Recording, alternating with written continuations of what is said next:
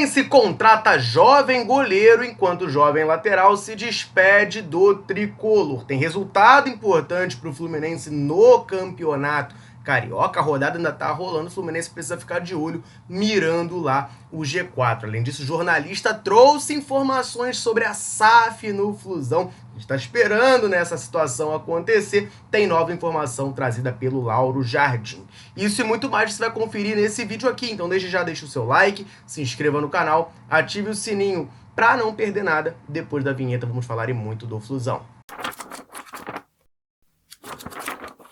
O Fluminense segue com o seu mercado da bola em Xerém bastante agitado. Agora é a vez da chegada de um goleiro para a nossa equipe sub-17. Quem traz essa informação para a gente é o portal Xerém Stuff, que dá conta de que o Fluminense acertou a contratação do goleiro Felipe Weber, que chega aqui proveniente do Juventude. Ele assina um contrato de formação com o Fluminense, repito, para a equipe sub-17, ele é nascido em 2008, então faz 17 anos ao longo desse ano de 2025, que é mais um fruto daquela captação que a gente sempre fala aqui que o Fluminense faz ao redor do futebol brasileiro, pega jovens destaques ao longo do Brasil e também do mundo, né, por que não, e traz para Xerém para lapidar, terminar a sua formação, e a gente vê depois esses jogadores dando frutos no profissional. O Evanilson veio lá do Ceará, do Estação, Martinelli veio do Grêmio Prudente, John Kennedy veio de Minas Gerais Social, enfim, o Ibanez veio do RS Futebol lá do Rio Grande do Sul. Vários desses caras que a gente vê se destacando, esses moleques de Xerém,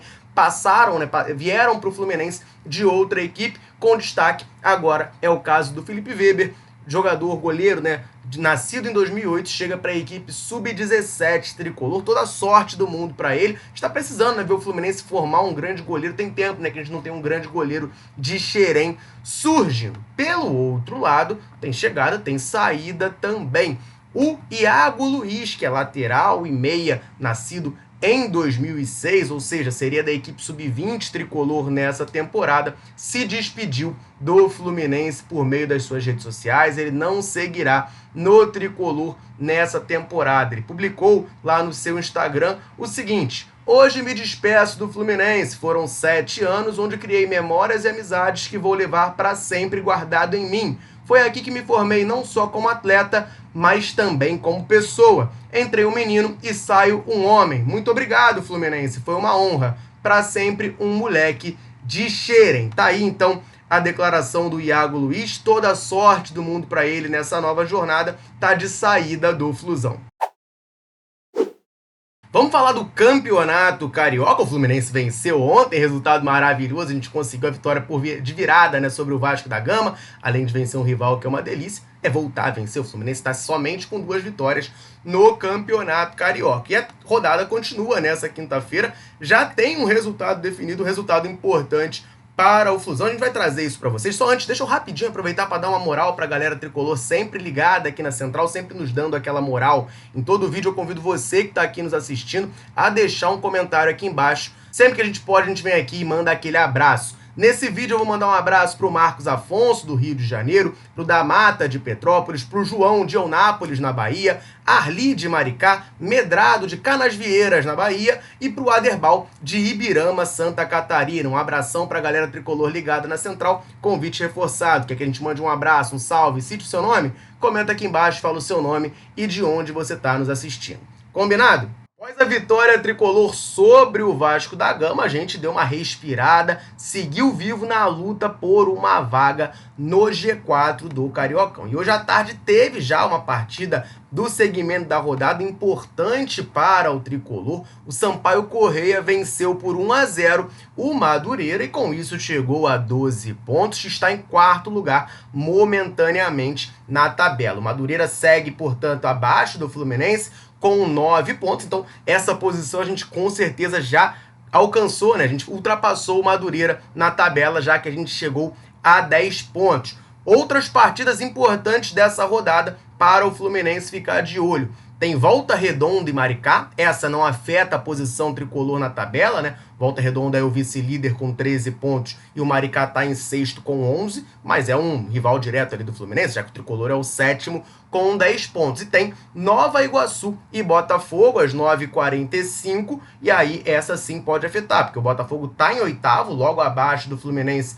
com 9 pontos, e o Nova Iguaçu é o quinto colocado com 12 pontos. Então também, né, o Campeonato Carioca tá todo muito embolado ali. Esse jogo é muito importante para o Fluminense. Eu, sinceramente, acho que o ideal aí é até um empate. Botafogo não ultrapassa a gente, ou só empata em pontos. Nova Iguaçu também não dispara. Eu acho que é o melhor resultado pra gente. E no outro é o Volta Redonda ganhar do Maricá mesmo, segurar, né, o tsunami pro Fluminense conseguir, na próxima rodada, se tudo der certo, vencendo o Flamengo, ultrapassar a equipe. E já que eu citei o Fla-Flu, vamos falar desse jogo então, porque a FERJ definiu quem será o árbitro dessa partida. E esse árbitro já tá apitando muito jogo do Fluminense nessa temporada. Esse vai ser o terceiro jogo dele no comando. Quem vai apitar esse jogo é o Alex Gomes Stefano. Ele já tinha apitado a derrota do Fluminense sobre o Volta Redonda e ele também apitou o Fluminense Boa Vista, 1-1, né, há 2 rodadas atrás. O retrospecto do Fluminense sob o comando desse árbitro é de 6 jogos, 3 vitórias, 1 empate e 2 derrotas, totaliza ali um aproveitamento de 55,56%. E aí, pra galera que gosta de se apegar nessas coisas, que são bobeira, claro, né? Mas tem a galera que gosta, a gente vai pro terceiro jogo com esse árbitro nesse ano. Teve uma derrota, teve um empate, agora tá faltando o quê? Tá faltando uma vitória. Que essa vitória venha no sábado aí contra o Flamengo, que a gente consiga dar esse salto na tabela e, claro, vencer um clássico que é sempre muito gostoso. Tem jogador ex-fluminense muito perto de estar de casa nova, ou melhor, nova casa velha, já teve por lá, tá muito perto de voltar. Tô falando do Kaique, lembra dele? Promessa da base do Fluminense, foi negociado lá em 2021 com o Grupo City, uma venda bem alta na época, mas também muito criticada, porque o Kaique tinha um nome muito grande nas categorias de base do Fluminense, mas fato é que, como vários jogadores que vão para o Grupo City, ele não conseguiu se firmar, foi emprestado por diversas equipes, já passou inclusive pelo próprio Bahia por empréstimo, está muito perto de retornar. Quem traz essa informação é o jornalista Vene Casagrande. De acordo com ele, a decisão do Grupo City de realocar, né, porque o Bahia também é do Grupo City, então realocar o Kaique aqui no Bahia veio depois de que o Bahia negociou o Gabriel Teixeira em definitivo com o Sport, então ficou com uma necessidade ali de um atacante de lado. Aí o Grupo City pensou por bem em colocar o Kaique por lá. Vale lembrar, né, o Kaique em 2023 sofreu uma grave lesão de ligamento no joelho, ficou bastante tempo parado, e aí ano passado ele foi emprestado para o Sparta Rotterdam, onde até estava agora o Metinho, né, se transferiu agora para o Basel, mas estava no Sparta Rotterdam antes, e por lá também não conseguiu se firmar, jogou apenas 7 jogos, não marcou nenhum gol.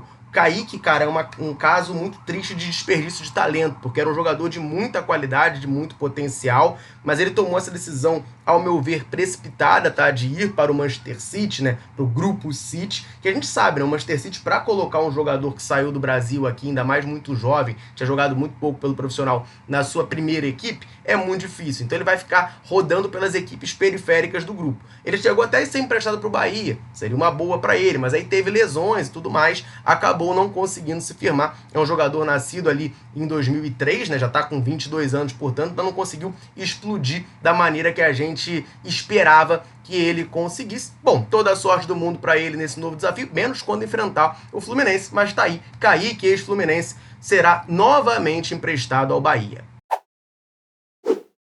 Nova informação sobre SAF no Fluminense. Essa novela já está durando há algum tempinho. Agora o Lauro Jardim do O Globo traz uma nova informação desse assunto. Antes da gente falar sobre isso, rapidinho, só lembrar você, ligado aqui na Central, de correr no comentário fixado desse vídeo, que lá você vai encontrar o link do canal da Central Fluminense no WhatsApp. Nesse canal você fica por dentro de tudo que acontece com o Flusão na palma da sua mão, diretamente no seu celular. Para fazer parte é muito fácil e muito simples. Basta correr lá no comentário fixado, você vai clicar no link e aí vai automaticamente no seu WhatsApp abrir o canal da Central. Você vai apertar o botão seguir e aí você vai começar a receber tudo que acontece com o Flusão na palma da sua mão.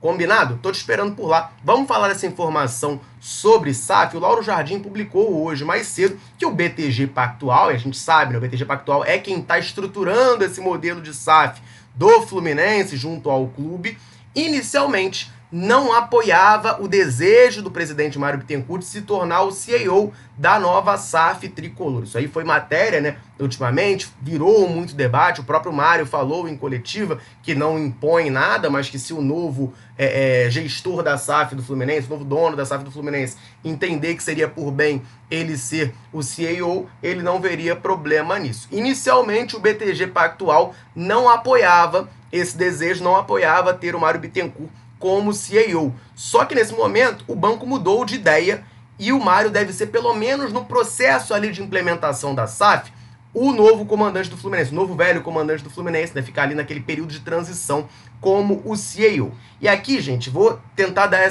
dessa opinião da maneira mais sóbria possível. Claro que pra gente que é tricolor, a gente vai se estressar com isso, até porque o ano de 2024 foi muito ruim, a gente tá muito incomodado com o Mário Bittencourt naturalmente. Eu aqui me sinto até muito tranquilo para falar o que eu vou dizer, porque ao longo dessa gestão inteira do Mário Bittencourt, a gente sempre teve uma posição muito crítica. Frequentemente, inclusive, a galera nos comentários aqui fala que a gente só reclama, que a gente só critica, etc e tal. Então, o que eu vou falar aqui, eu me sinto muito confortável para dizer, mas claro, vocês podem ficar à vontade aí para discordar de mim nos comentários. Mas fique claro, no momento inicialzinho ali de transição, eu não acho absurdo que o Mário fique.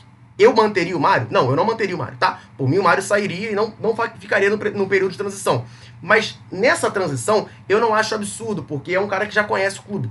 Então isso eu acho que é uma situação meio natural, até se você pensar na presidência da República, não tem aquele período que tem o governo de transição? Então seria mais ou menos isso. Claro que não me agrada. E aí não pode ser uma coisa duradoura. Se depois que a SAF já estiver ali estabelecida, estruturada, o Mário continuar lá, aí eu vou me incomodar bastante, porque a gente vê a gestão do Mário Bittencourt, principalmente no comando do futebol, é algo que não me agrada nem um pouco. Mas nesse períodozinho inicial eu consigo entender, não consigo gostar, mas eu consigo entender esse movimento. O Lauro Jardim traz agora pra gente que o BTG Pactual mudou de ideia e o Mário deve, pelo menos na implementação da SAF, ser o comandante. Vamos aguardar para ver quem vai comprar essa SAF do Fluminense. Saiu informação de que seria o André Esteves, depois o próprio André Esteves ligou lá para a coluna do Anselmo Góes, que foi quem publicou, e negou essa informação. Então a gente precisa saber ainda mais detalhes da SAF para poder dar uma opinião mais embasada, mais a fundo. Mas claro, ela acaba surgindo como uma grande esperança para a torcida tricolor, que não aguenta mais, né, ficar com times mais fracos e sem grande capacidade de investimento no mercado de transferência se comparado com outros clubes mais ricos aqui do Brasil. Quero a sua opinião, tricolor ligado aqui na Central. Mário Bittencourt como gestor da SAF nesse período de implementação. O que você acha sobre isso? É um absurdo? É uma boa?